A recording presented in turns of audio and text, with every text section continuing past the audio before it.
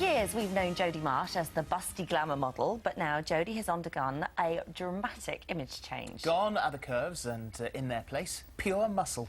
And here to reveal her look for the first time on national television, it's Jodie Marsh. Welcome to you. Hi.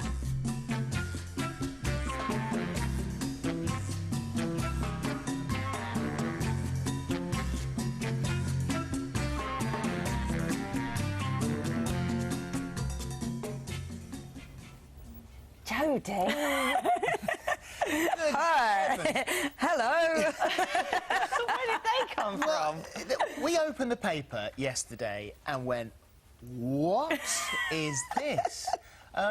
It's an incredible change, but funnily enough, and we'll come to that in just a moment, because you look like that in the paper, yes, but you don't look like that when you're sitting here now. No, well, obviously, in pictures you can't tell how big somebody is, and I know I look like some 16-stone beast of a man in those pictures, but, I mean, when I tense, you know, you can still see all the muscle, you know, you can see the definition, and it's there, but I'm just really toned, I'm just really fit, you know, those pictures, obviously, you can't tell how big I am. Sitting here next to you two, you know I'm small, I'm petite, I'm a size 6, 5'2", 8 stone, I'm not huge. No. So why did you do it? What is it for? OK, the whole thing was for a television show, but actually, forgetting the television show, that comes out on D-Max in January, but apart from that, actually, I wanted to do this anyway. I just offered them the chance to follow it because I thought it would be fascinating. So you were going to do it anyway? I was going to do it anyway because my trainer, Tim Sharp, basically, he approached me 3 years ago and he said, I can get you fit. So for the last 3 years, I've been doing bodybuilding just to keep in shape. And all along, Tim had said to me, you should do a competition, because I'd kind of adapted to it so well and, you know, and my body had changed so quickly.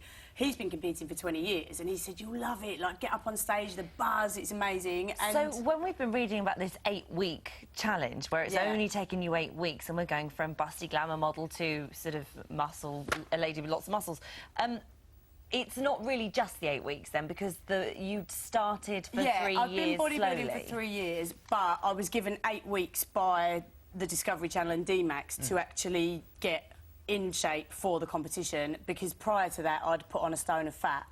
So I had to lose the stone of fat and then get ripped for this competition, and obviously that involves training every single body part. I'd been staying in shape by doing, you know, a bit of bicep and a bit of stomach and whatever, whereas I've had to train every single body part. So what is the regime you've been going under? Oh, 3 hours of cardio a day, 2 hours of weights a day, hour of abs a day, hour of posing and routine practice a day. So this is like a full-time job, basically. What's the posing practice?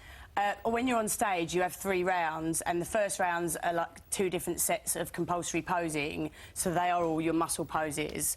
And then you have to do a routine to dance music, which incorporates all of the bodybuilding poses. That's your favourite round, isn't it? Yeah. Yeah. But the posing is incredible. You see you on stage there, you know, all in line. And is there a specific way you're supposed to do that? Yeah, you have to learn it all, and it's really hard. The posing, I swear, the posing is harder than any weight training in the gym, because where you have to hold it for so long and you have to tense every single muscle in your body at the same time.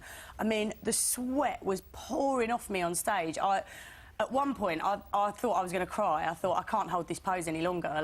And the judges kept calling me back, because you get these things called callbacks where they want to look at you again, and the callbacks are good because that means they like you and they want to see you again. So can you show me your posing? Can you show me what you do? Well, I can show you. There's my abs. Oh my goodness. Look at that. Oh my good. Can I just?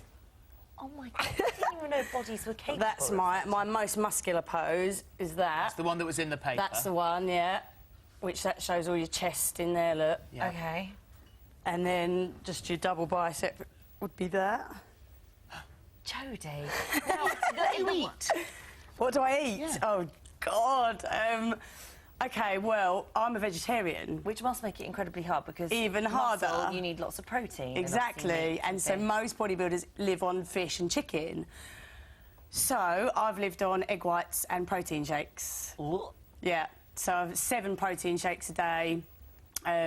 I've had a specially designed one, PhD Diet Whey. It's a special thing that basically hasn't got any carbs in it, so it is pure protein. So I've had no carbs at all for weeks on end, and then you do this special thing called carb up. Watched you in the paper, read you in the paper. Even Arlene Phillips was on here yesterday saying it's not possible to look like that in such a short space of time without there being some sort of chemical assistance. No. Are you in any way chemically assisted? Absolutely not. And for the TV show, you'll see on the TV show, I had to be polygraph tested.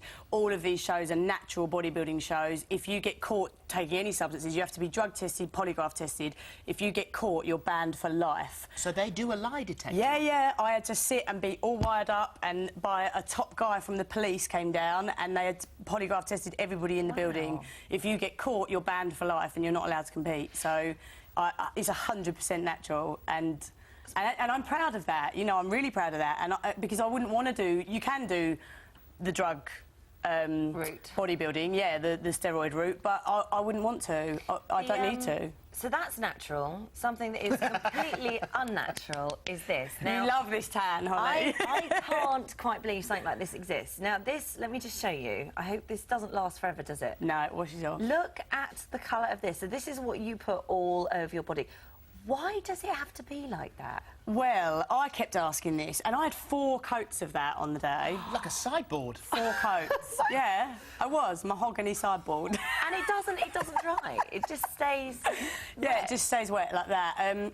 Because the lights on stage are so bright, and in order to show up the muscle, basically the lights would just bleach your muscles out because they're so bright. So in order to show the muscle and the definition, you have to have a really the darker the tan, the better. This is a standard thing that everyone uses. That's a standard bodybuilding tan. It's so thick that it covers up your tats. Yeah, completely covered, which was great because you get marked down for tattoos as well. Do you? Yeah, so we would just 4 coats of that, whack it on, hide the tattoos. So is this just for the show, or are you going to keep this up? No, I'm definitely competing again. This is not for... Yes, it was a TV show, but that's because I said to them, come and follow it, it'll be fascinating, which it is. I mean, it is the hardest thing I've ever done in my life, but also the best thing. And I'm going to compete again in May next year, I think, with no cameras, just because I want to. You also say that that you feel sexy now, sexier than you have done in the past. Yeah, I feel amazing. I'm buzzing every day. I can't believe it's my body. Even when I look at pictures of myself, I'm like, is that really my stomach?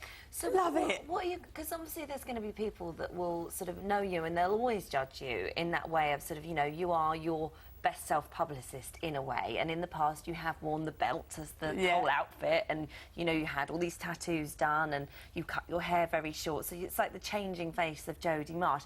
Is this just another publicity stunt that people...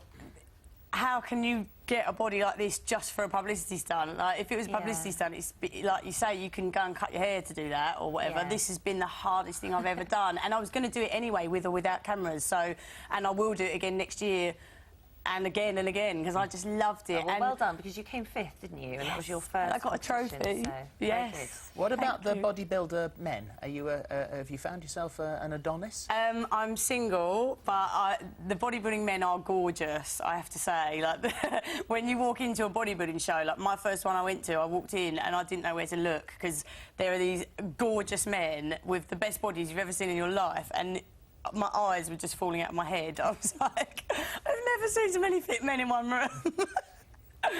So did you have your eye on anyone in particular? All of them. Yeah. I took about 5 phone numbers. Very good. Very now good. we know the real reason. Yes, the phone numbers.